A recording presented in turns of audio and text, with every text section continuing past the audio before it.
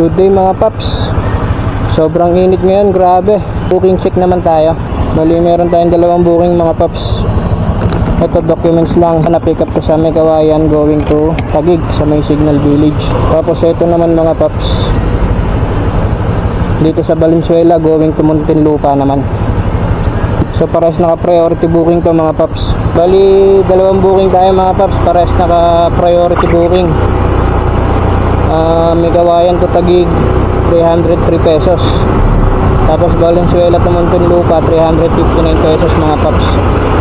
Naka priority booking siya mga paps. Bali ang ginawa kong payment mga paps is paid by credit, diretso na sa ating Lalamove wallet. So shoutout sa mga rider na ayaw kumuha ng paid by credit, gusto puro cash.